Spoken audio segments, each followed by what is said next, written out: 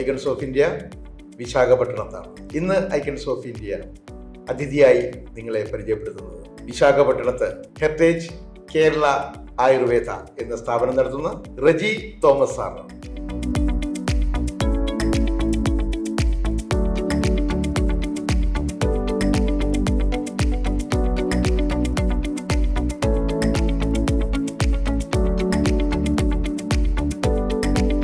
ഇന്ന് സാറിന്റെ വിശേഷങ്ങളാണ് ഐക്കൺസ് ഓഫ് ഇന്ത്യയിലൂടെ ഞങ്ങൾ പങ്കിടുന്നത്. 1998 ഞാൻ വിശാഖപട്ടണത്ത് ഹെറിറ്റേജ് കേരള ആയുർവേദ എന്നുള്ള പേരിൽ എൻ്റെ സ്വന്തം സ്ഥാപനം തുടങ്ങുന്നത്. അതിന് മുൻപ് ഒരു 2 വർഷം ഞാൻ സെക്കന്ദരാബാദിൽ ജോലി ചെയ്തിരുന്നു. അവിടെ ഒരു കേരള ബേസ്ഡ് ആയിട്ടുള്ള ആയുർവേദ ഹോസ്പിറ്റലിൽ ഒരു 2 വർഷം ഞാൻ കൺസൾട്ടൻ്റ് ആയിരുന്നു. അതിനുശേഷം ഇവിടെ വിശാഖപട്ടണത്ത് ഈ ഫെസിലിറ്റി അന്ന് ഇല്ലായിരുന്നു. ഇങ്ങനത്തെ കേരളത്തിൽ ചെയ്യുന്ന നമ്മളുടെ പഞ്ചകർമ്മ അല്ലെങ്കിൽ മറ്റതിന് അസോസിയേറ്റഡ് ആയിട്ടുള്ള മറ്റ് ചികിത്സകൾ ഇതെല്ലാം കിട്ടണമെങ്കിൽ അവർ ഒന്നുകിൽ കേരളത്തിൽ വരണം, അല്ലെങ്കിൽ ഏറ്റവും ചുരുങ്ങിയത് ഹൈദരാബാദ് വരെയെങ്കിലും വരണമായിരുന്നു.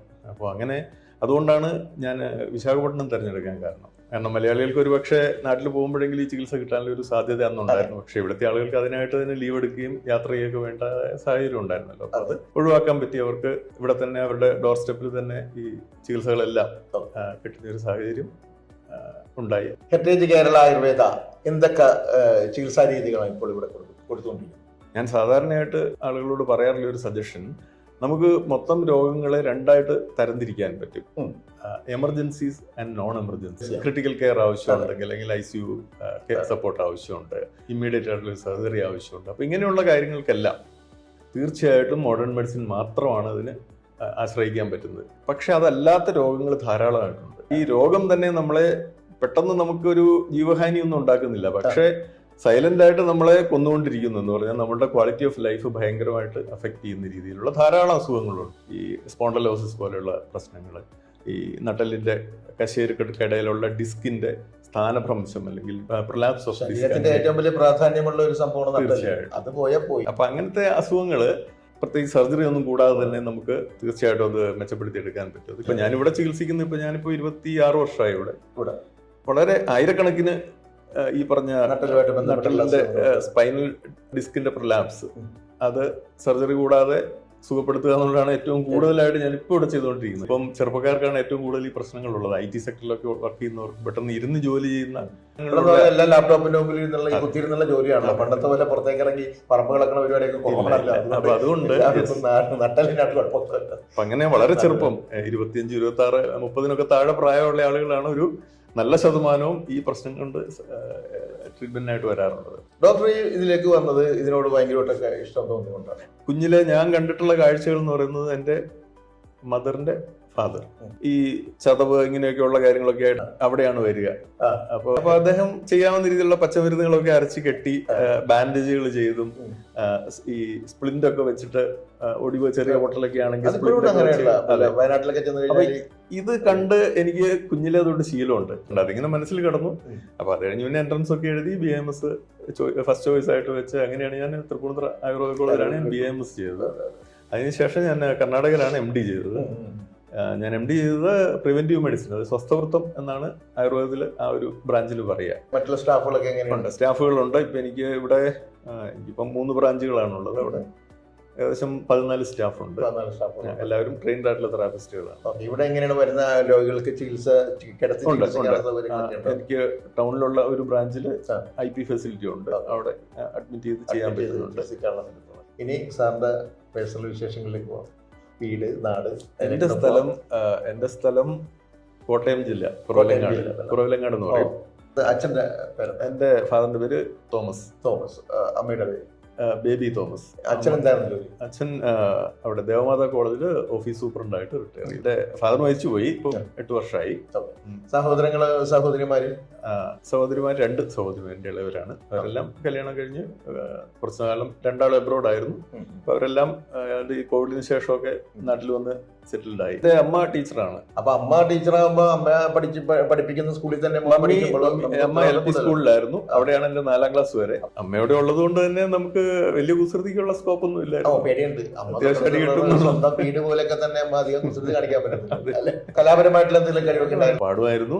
ആയുർവേദ കോളേജില് 2 വട്ടം ആർട്സ് ചാമ്പ്യൻ ആയിരുന്നു. ഓ ശരി ശരി. ഏറ്റവും ഇഷ്ടപ്പെട്ട രണ്ടുപേരും പാട്ട് പാടിയ ആവട്ടോ. ദേവദുന്ദുഭി സാന്ദ്രലയം ദിവ്യവിഭാത സോപാനരാഗലയം ധ്യാനമുണർത്തും മൃദുപല്ലവിയിൽ കാവ്യമരാള ഗമനലയം ദേവദുന്ദുഭി. മനോഹരമായിട്ട് പാടിയിട്ട് എനിക്ക് ഈ ടോണേ നമ്മുടെ മനോജ് കെജിയനില്ലേ, അദ്ദേഹം പാടുന്ന പോലെ തന്നെ ഫീൽ ചെയ്യണം. കാരണം ഞങ്ങള് എനിക്ക് ആ പാട്ട് എനിക്ക് അദ്ദേഹത്തിന്റെ ടോൺ എനിക്ക് നന്നായിട്ട് അറിയാം. അതേപോലെ ഒരു ഫീൽ എനിക്ക് ആരെങ്കിലും പറഞ്ഞിട്ടുണ്ടോ അങ്ങനെ? ഇല്ലല്ലേ? പക്ഷെ ഭയങ്കരമായിട്ട് അദ്ദേഹം പാടുന്ന അതേപോലെ ഒരു ടോണിലാണ് പാടിയത്. നന്നായിരുന്നു കേട്ടോ. Thank you. എനിക്ക് ആയുർവേദ കോളേജ് വന്നതിന് ശേഷമാണ് എനിക്ക് കുറച്ചുകൂടെ ഒരു എക്സ്പോഷർ കിട്ടിയത്. അന്ന് ഞാൻ കമ്പോസ് ചെയ്യുമായിരുന്നു. അത് ശരി, മ്യൂസിക് ഡയറക്ടർ കൂടിയാണ്. കുറച്ചൊക്കെ ചെറിയ തോതിലൊക്കെ ലിറിക്സ് എഴുതുമായിരുന്നു. കോവിഡിന്റെ സമയത്ത് ഒരു പാട്ട് ഞങ്ങൾ ചെയ്തിരുന്നു.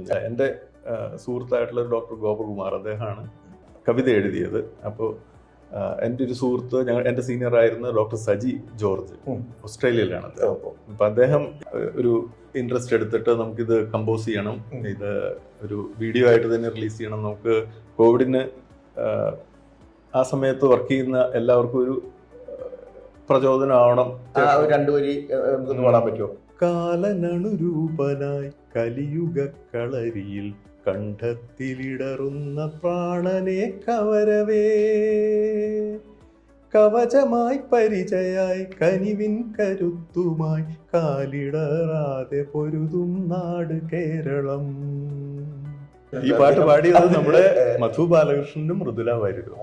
അവര് വളരെ നന്നായിട്ട് അത് പാടി തന്നു, വളരെ ഭംഗിയായിട്ട് വന്നു. അത് നല്ല അപ്രിസിയേഷൻ ഉണ്ടായത്. അപ്പൊ വീണ്ടും നമുക്ക് കുറച്ച് ചെറുപ്രായത്തിലേക്ക് പോകാം. 10ാം ക്ലാസ് എവിടെയായിരുന്നു? ഞാൻ ഡീപോൾ എന്ന് പറയുന്ന സ്കൂളിലായിരുന്നു. എങ്ങനെയുണ്ടായിരുന്നു മാർക്കും കാര്യങ്ങളൊക്കെ?